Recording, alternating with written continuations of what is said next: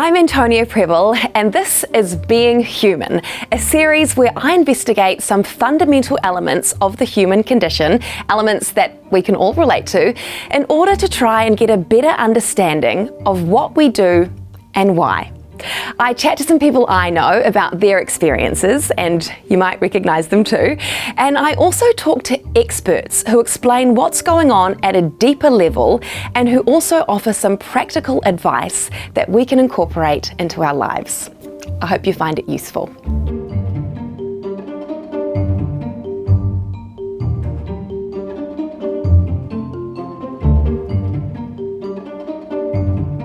So how do you guys experience fear? Like, is it physical sensations that you feel, or is it something else as well? Yeah, I think it's like one of the oldest emotions I can recall. You fear the dark and you're scared of what's under your bed, or is there something in the closet? And then I think for me it presented itself massively as I started going through puberty and then becoming a teenager.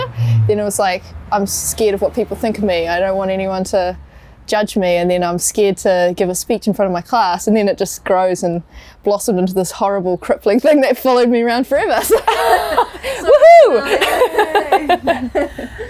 I think that's so interesting what you're saying about fear being one of the first things that I can remember. It is a really primal sort of instinct that we all have. I mean, I think when I think about how I experience it, I get the sweaty hands, I get who even knows what these muscles are, but you feel them when you're afraid. Because they go, yeah. Exactly. And what about other non-physical signs of fear or results of fear? Do you notice that your thought changes? Do you notice that your mood changes? Anything on an emotional or psychological level?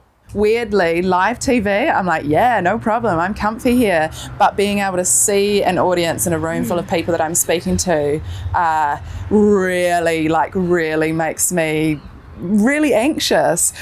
So for me, what's then going on in my head is that I'm so overcome by this, oh my God, you can't feel your fingers, that it sort of squashes, it crushes my capacity to do the other things that you need to do in your brain when you're on stage. So the scary feeling looms so large that all the other things about you kind of get taken away. Yeah. I completely relate to this, and I have the exact same thing. If I'm feeling scared or anxious, it's sort of like my brain suddenly becomes a black hole and I can't get through it. Have you ever had that? Yeah. I get the intense paranoia as well when I get my fear and anxiety setting in those situations. I start to think of really extreme scenarios, crazy extreme things that could happen, it involves death, really extreme, and my brain really takes me there, and it's like it's on its own train, isn't it? Yeah, it just goes. Use your rationality and go, look, I know this is actually, I'm fine, I am safe. It's like something else takes over. But it's hard because fear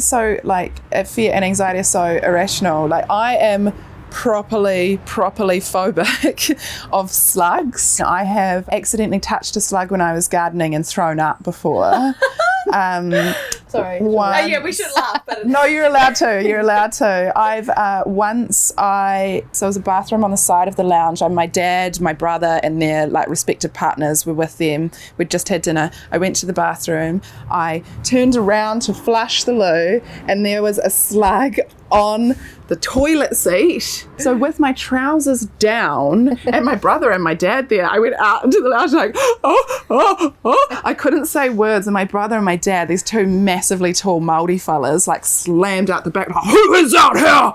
They thought that some sort of intruder or something had come. Yeah. But it was just a slug, It was just a friggin' slug. So do you think, you've been performing for how many years? 20? Yes, a really long time. 20 a great long time. 5 years? Long legacy. Yeah, a couple of years. Have you noticed your anxiety responses changing over that time? Yeah, massively. I've been through everything. I've been medicated. I've done all the things you can possibly think for anxiety. I've been addicted to the pills. I've self-medicated with alcohol, everything. And I've stopped all of that, and now I just try the simple things to see if that helps. And when I'm flying, I have a kit with me.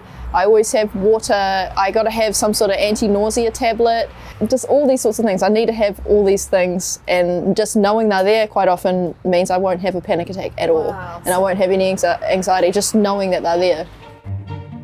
Can you define for us what fear is? It's a defence mechanism from your brain designed to protect you. If it wasn't good for you, we would have evolved away from it a long, long time ago. So that's why it's there, and it's a part of the programming of every human being, because ultimately it's good for you. It's what's kept you alive this long.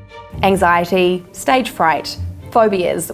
Are they different labels for the same thing that's going on? Pretty much different labels for the same thing. You've got it's not just your brain, you've got a whole highway of stress in your body. They call the HPA axis, hypothalamus, pituitary, adrenal glands. But the lower part of the brain, the survival part of the brain, helps to control all of that. So fear is basically your body's way of cutting off all of the stuff that we don't need right now, because we need to focus on survival. Why are we so scared of other people? It does relate to evolution. It does relate to the fact that your survival as a human being has been dependent on you being accepted by the group. We have sayings like, it matters what you think of yourself, don't worry about what other people think. But that actually goes completely against the physiology of the brain. Your brain very, very, very much cares what other people think, because your survival is dependent on being accepted by others. Human beings are an interpersonal group. We don't survive in isolation. Let's talk about how to manage fear. Things to do that people can execute both when they are feeling really fearful or as a preventative. Well, I think if you're in the midst of it, a thing to focus on is your breathing, because that frontal cortex you need to re-engage. That's what's going to calm your highway of stress down. That frontal cortex needs oxygen, and when you're fearful, you start panting, shallow breathing, and that disengages the frontal cortex. So I know it's an oldie, but it's a classic, that controlled breathing. Stop and make sure that you are breathing at a normal pace, and you are breathing nice and deeply. That will help to regulate at the time. I think a good strategy is self-love. Being nice to yourself, don't beat yourself up. Understand that your brain is voice activated, so whatever you say kind of becomes reality.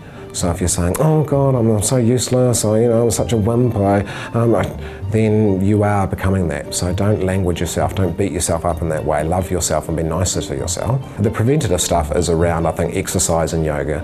They're the only two things where we've got hard scientific evidence that it actually improves that. I said about that highway of stress in your body, the HPA axis, a part of that is the vagus nerve that connects your heart and your brain, and the better your vagal tone, the faster you can calm yourself down. If you don't have very good vagal tone, then when you get fear and anxiety, it's really hard to bring it back. So what you need to do physiologically is improve your vagal tone, and really the number one way of doing that in the research is doing yoga.